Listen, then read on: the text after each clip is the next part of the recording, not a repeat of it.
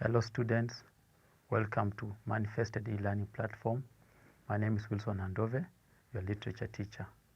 Now we have been looked at narratives, and the previous lesson we looked at 3 narratives: dilemma narrative, ogre narrative, and ghost narrative. In today's lesson, students, we're going to look at legend and then human narrative. So let's look at narratives.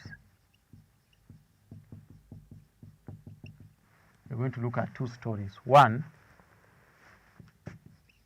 legend.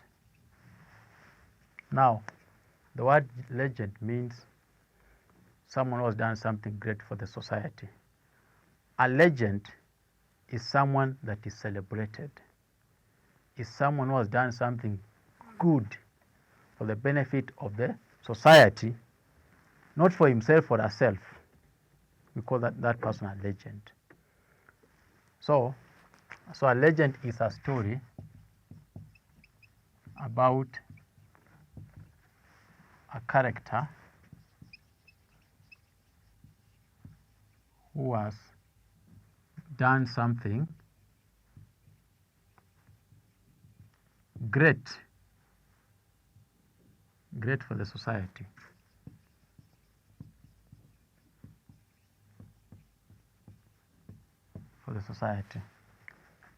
We call this person a hero.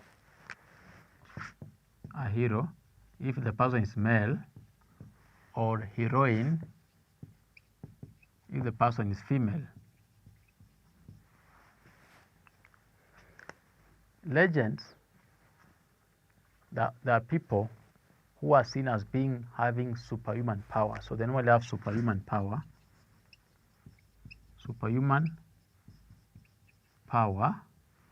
or abilities.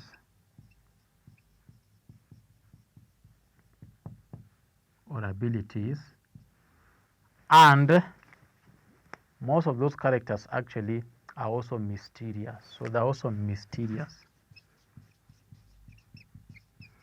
In fact, there's always mystery surrounding their death. They're mysterious when it comes to the issue of death. So that's a legend. Then you have human tale or narrative. And this is, as the word suggests, a story that involves human beings.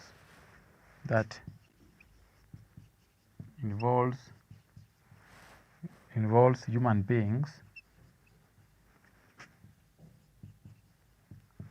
as the central characters,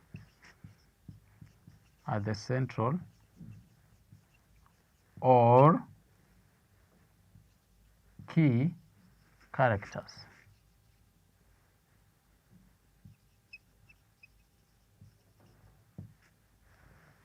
Now, students, we have seen in most narratives we have animal characters. Those animals actually symbolize human beings. But in human narrative, we have real human beings as the key characters. So we want to look at an example of a legend and a human narrative. I'll give an example of, there's this famous example of Luanda Magere.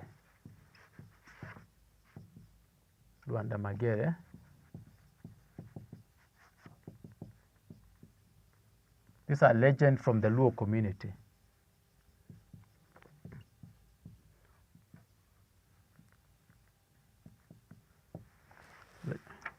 So the story says, Luanda Magere was like a mystery, for he was immensely strong and in armed combat quite invincible.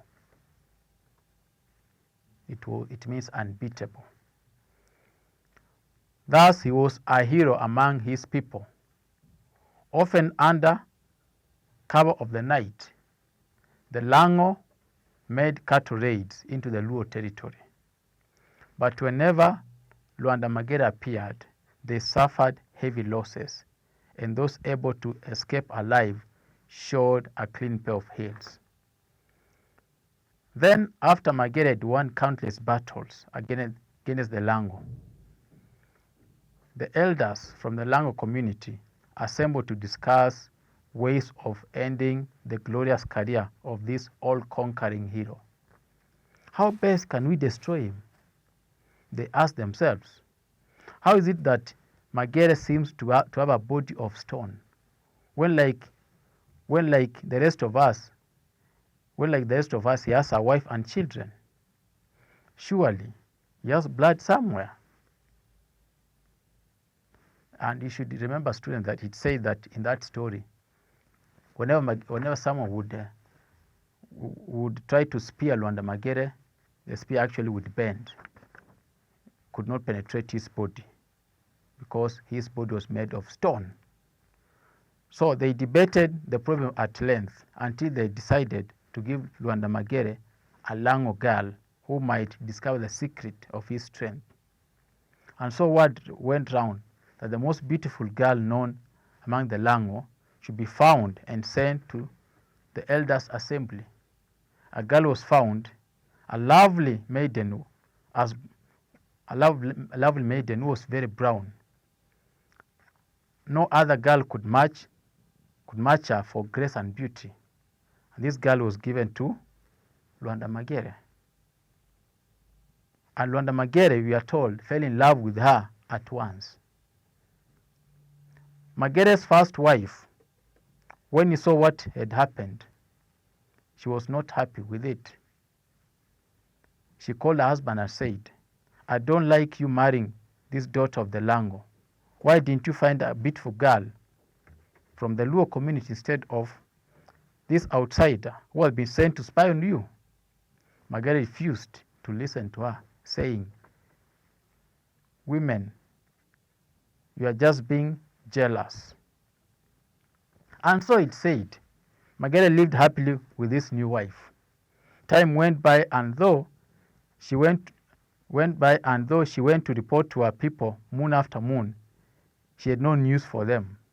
One day, however, Magere fell ill while his first wife was out working in the garden. It was customary then for the first wife to do the farming, or at least to sow the seeds for the harvest. Thus the junior wife nursed Magere.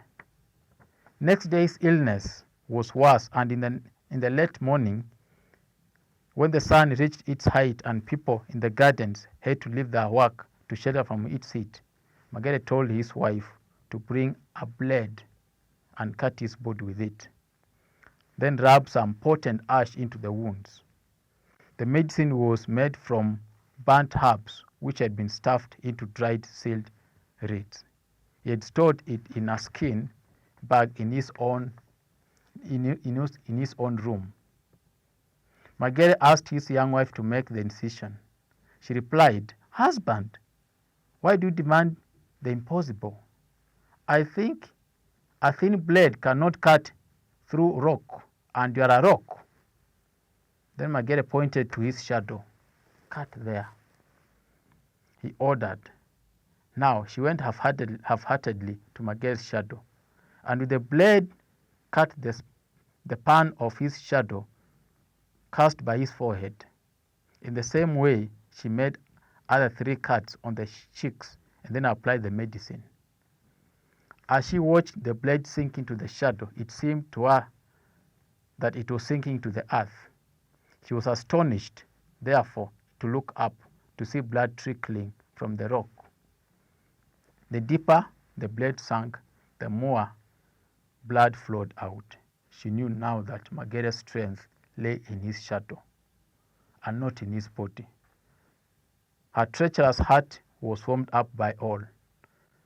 And the story goes on to say that once she learns that Magere's strength lies in his shadow, she runs back and goes back to her people, the Lango people, to disclose the information that Luanda Magere's strength lies in his shadow, not in the body. The body is made of rock or stone. Now, once the Lango people have been informed of this revelation, of this secret, now they organize for another fight with the Luo community. And in the fight, Luanda Magere actually begins killing the Lango men but one man points his spear and strikes Magere's shadow, and Magere actually falls down and dies. Then there's a trick of blood flowing. Once Magere falls down and dies, his body, we are told, turned into a rock. So students, that's just a summary of the story of the Luanda Magere. Now in that story, we can see Luanda Magere is a legend because he has assisted his community in so many battles against the Lango tribe. He's made a hero because of defeating, in this case, the enemy. But in most legends, there's always an element of betrayal.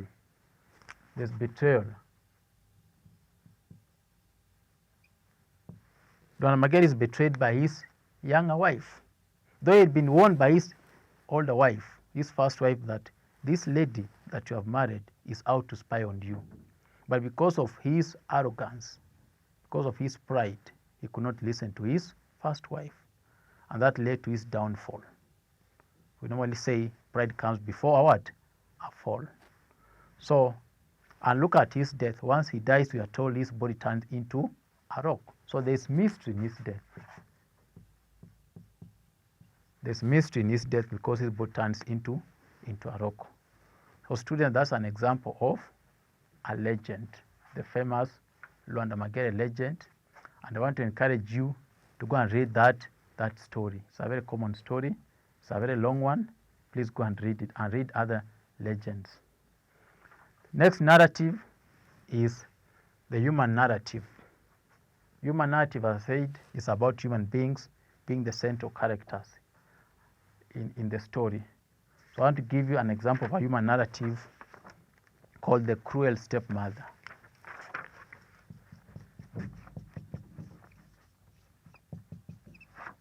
Stepmother.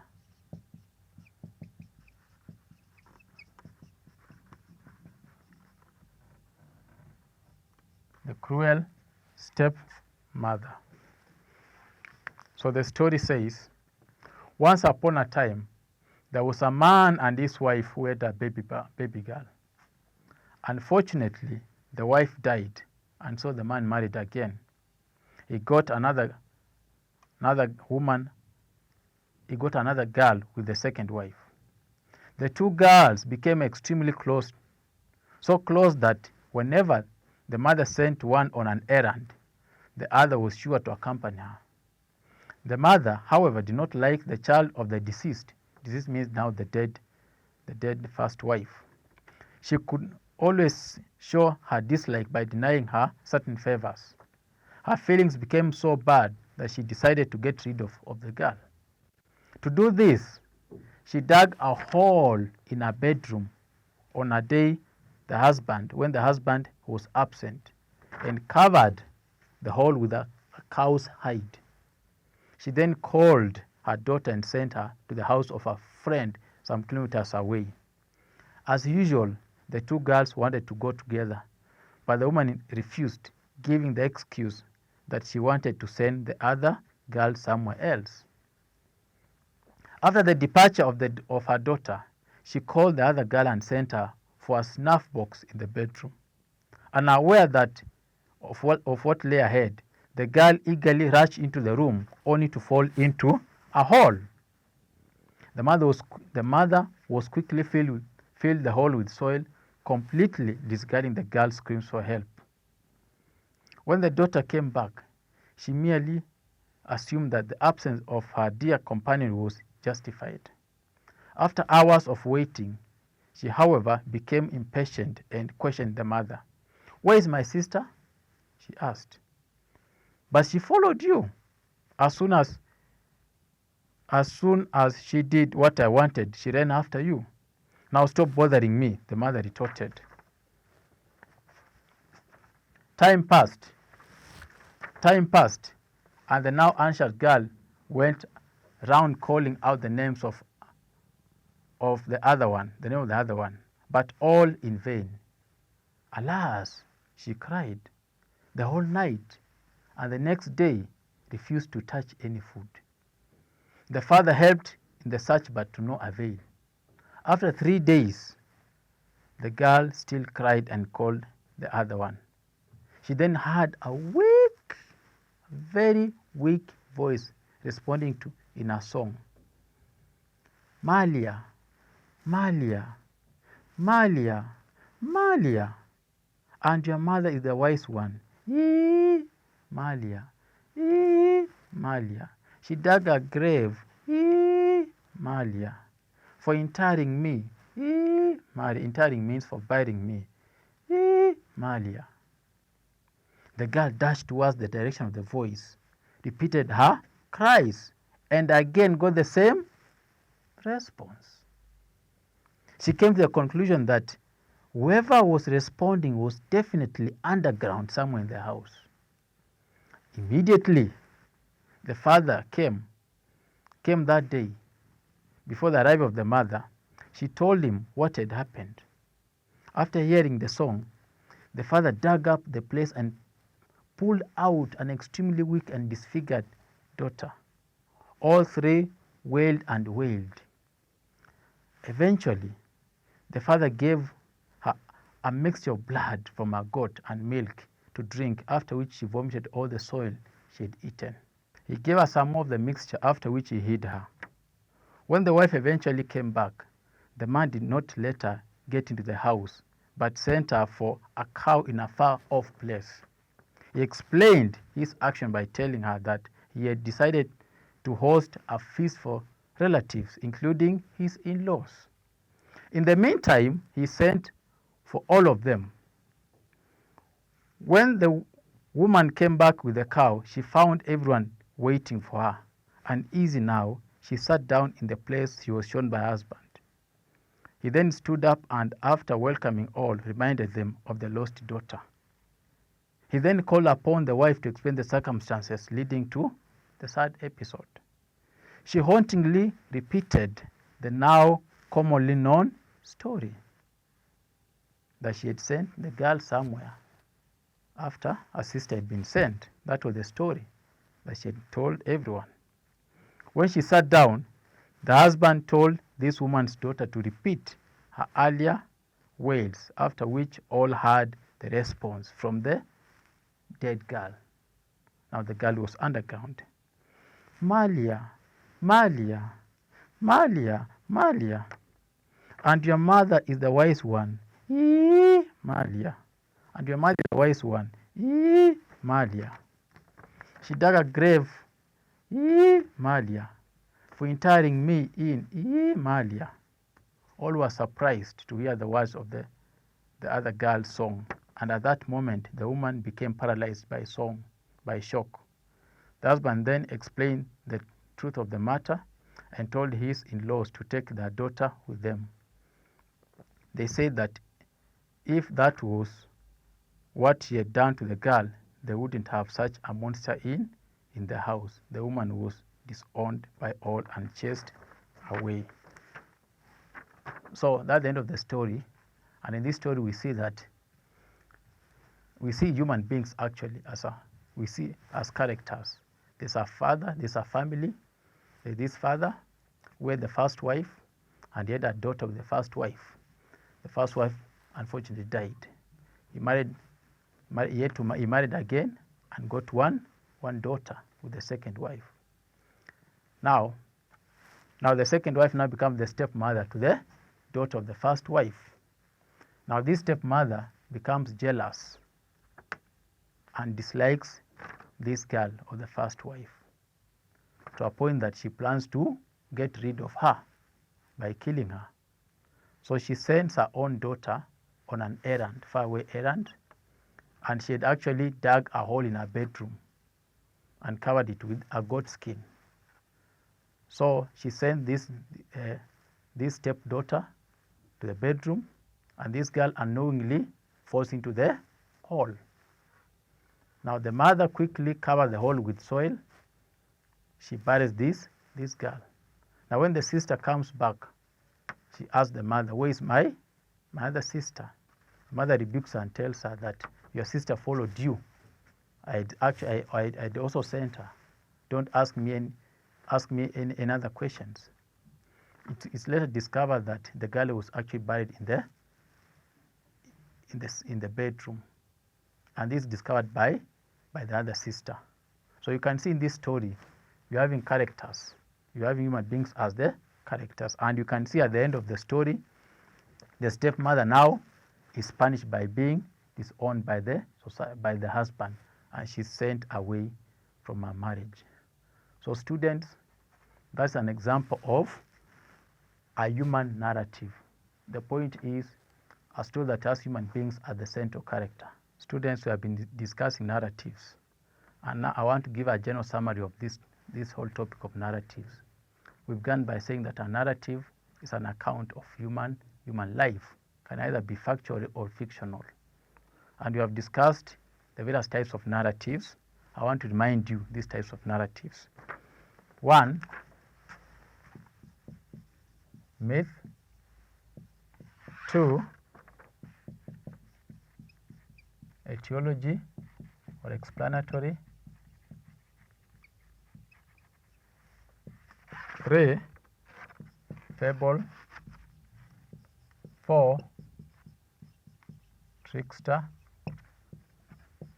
5, legend. 6, human. 7, ogre or monster. 8, dilemma. So these are the various types of narratives that we have discussed, and we said a myth explains the origin of a community, origin of natural phenomena. We said an etiology or explanatory explains the origin of natural phenomena without involving the gods, unlike in a myth that involves the god or supernatural beings. A fable, now these are stories about animals generally, stories about animals, and from that we learn a lesson. A trickster, again, is a story about animals, but there's trickery involved in the story where animals trick each other. Then you have a legend, a story about a hero who has done something good for the community. Then you have human, these are stories about human beings as central characters. Then you have ogre or monster narratives. Ogre is a creature that appears in stories. This ogre is seen as a creature that can transform itself into an animal or a human being depending on the situation. Then you have dilemma. These are moral narratives that give a character, put a character in a difficult situation, and he has to make a decision. So students, these are the major types of narratives that we have discussed, and until up to that point, this marks the end of the topic narratives. I've been your teacher, Wilson Andove. Be blessed.